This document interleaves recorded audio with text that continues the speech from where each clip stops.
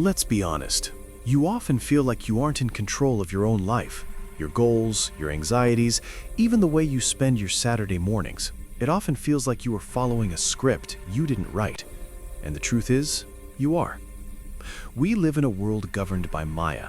This isn't a magic trick or a secret conspiracy. It is a massive interlocking system of collective habits. Think of it as a human algorithm. Just as a digital algorithm learns what you click on to keep you scrolling, our culture has its own algorithms that demand your energy, your labor, and your outrage. Today, we explore the hidden world of the collective ego and how to reclaim your soul from the machine.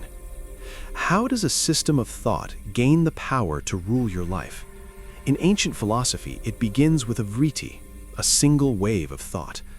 On its own, a thought is harmless, but when millions of people share the same thought, it gains a momentum that no single person can stop.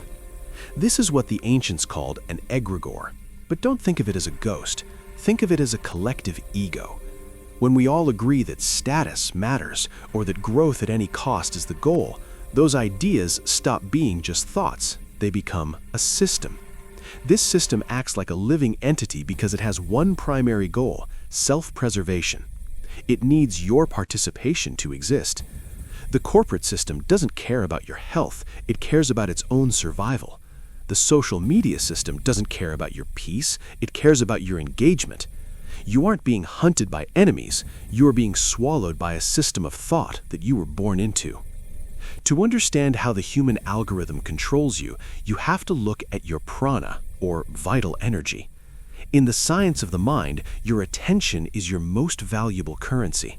Every system, from your workplace to your favorite app, is competing for your prana.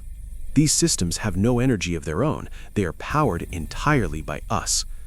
This creates deep subconscious grooves called vasanas.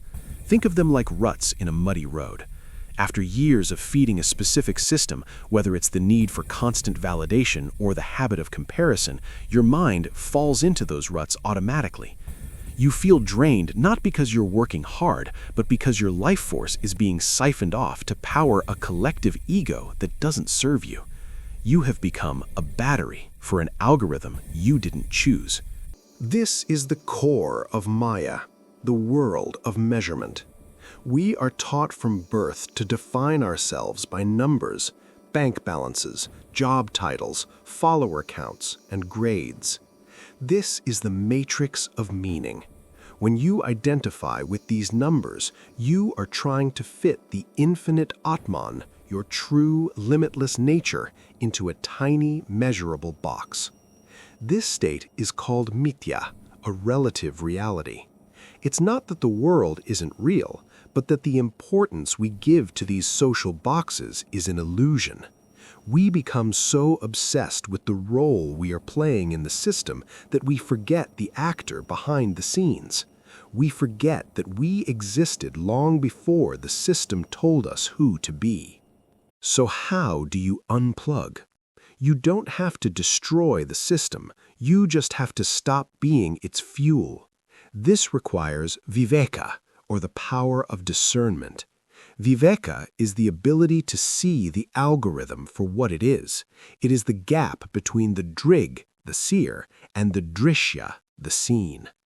Next time you feel a surge of need to buy something or a burst of anger at a headline, pause. Ask yourself, is this me or is this the algorithm? When you observe the impulse, you are no longer the impulse. You have moved back into the position of the Sakshi, the witness. By withdrawing your identification, you practice pratyafara. You stop donating your identity to the collective. You remain in the world, but you are no longer of the world's momentum. The human algorithm is powerful, but it is not absolute. It only has the power you give it. By reclaiming your attention, you reclaim your life. You are not a data point in a social experiment. You are the consciousness in which the whole experiment is happening. As you move through your day, look closely at the scripts around you. See them for what they are: temporary, hollow, and dependent on you. Find the silence that the system can't touch. Thank you for exploring the architecture of the mind with us. This is Echoes of Wisdom. Stay awake.